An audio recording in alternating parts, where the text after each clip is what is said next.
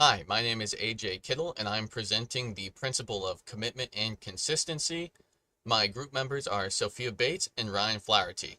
So to jump in, we're going to go through the definition of commitment consistency, why it matters for us leaders, the ethical issues associated with it, real-world examples, and the interactive element. That said, commitment itself is just an agreement or a pledge to do something in the future. Consistency is just doing things in a way that you usually do. And per the principle, commitment and consistency refers to how people are inclined to act in accordance with their past statements or their actions. So why does it matter for us? This is an effective tool for leaders in order to get followers to do things in the way that you want them to do things, especially if it is a continuing principle or thing that you want them to do. Usually when someone makes a promise, they try to keep it.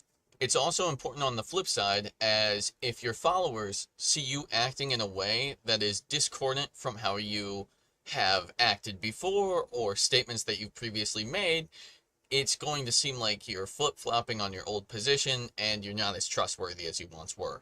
So how to activate this and make it effective? The best way to use commitment and consistency is to make them active and written, make them public, make sure that there's effort in making this commitment, and most importantly, making sure that the commitment is voluntary. Don't panic. The picture on the right is actually in America. Those are children saluting the flag doing the Pledge of Allegiance prior to 1942. This is called the Bellamy Salute, and the kids actually have their palms held upright in this photo. As you can see, it looks similar to a salute that Germans did during World War II, which was not good, and why this salute went out of practice. But what's interesting about this photo is that Bellamy created the Pledge of Allegiance in order to sell American flags. Bellamy wanted to promote patriotism, and so in order to sell flags, they wrote the Pledge of Allegiance so that the kids would have to salute towards something. In 1943, the Supreme Court ruled that children could not be forced to say the Pledge of Allegiance in the classroom. There are plenty of ethical issues with this principle, as well as every other principle that we've learned about. The first issue is that you can exploit this automatic syndrome of commitment and consistency, that click run that we keep hearing about. The best thing you can do as a leader is use discernment yourself so you don't get manipulated into something. You can also try to teach your followers to discern between what is an automatic response versus thinking through their behaviors. This principle can also be used for deceptive manipulation. If you trick someone into a commitment, that would obviously be wrong. You could do something more parasocial, saying like, I miss the old you. The old you wouldn't have acted like this. And that's going to make that person feel like they're acting in an inconsistent way with themselves and feel bad about themselves and want to behave in a way that you want them to. Obviously, that's not ethically good. A story that we heard about was the Chinese POW camps. The Chinese would interview the POWs and get them to make small commitments, something like, I do think there's issues with my country. I don't think it's run perfectly.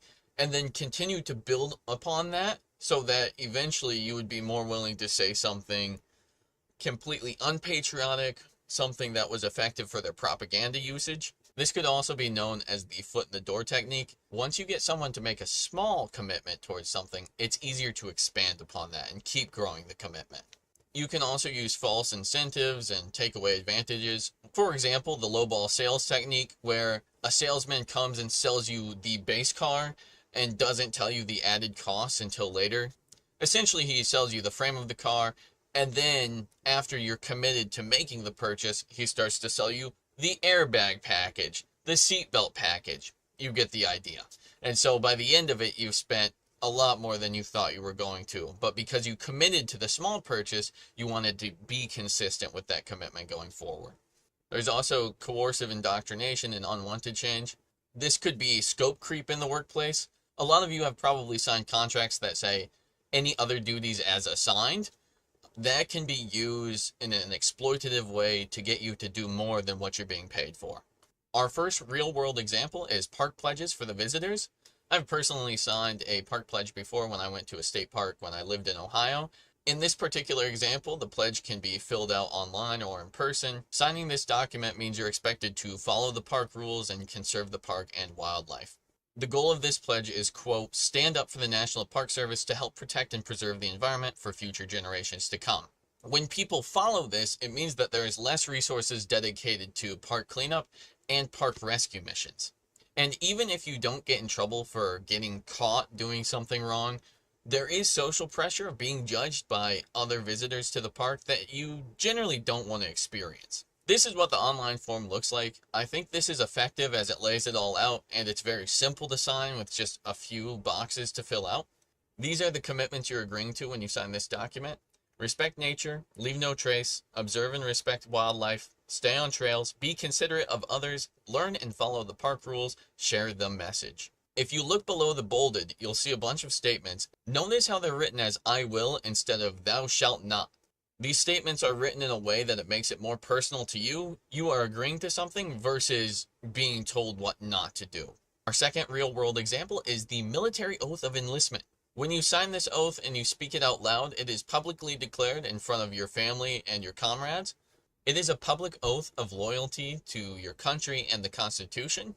And with this oath comes the ideals of honor, courage, and commitment, which motivates you to uphold the highest possible standards. Specifically, you are agreeing to protect your country and your Constitution from all enemies, foreign and domestic. This commitment drives servicemen to perform exceptionally because of both the internal and external pressure to do so.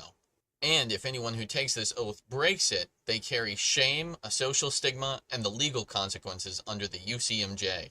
Commitment to the oath is the backbone of the U.S. military. This is possibly the best example of commitment because it hits all four boxes, because it is active and written, public, takes a significant amount of effort to get to this point, and it's voluntary to join. So in order to test this principle, I'd ask that you get out a piece of paper or open your note app on your phone. I would ask that you write down a very small action that you can commit to related to this presentation or towards a positive personal goal. So for example, you could write, I commit to reading one additional source related to this presentation this week, or maybe something easier like, I will take a mile walk this Saturday. As soon as you write it down, sign your name below the commitment. This creates that physical evidence that you agreed to do this thing. When you write something down, it triggers something in your brain that makes you want to follow through on that goal. And although it doesn't take a lot of effort, it does take effort to write something down or to write something in your notes app. Because you took the time to write it down, you're more inclined to follow through on it. Following through on these commitments also boosts your self-image. You want to be seen as someone who follows through on something you agree to. No one wants to be seen as the flaky friend or the friend that breaks promises. If you would like, you can take this action one step further and you can send your commitment to a friend or family member. You could say, I'm going to read this article by Sunday. Could you please check in with me then?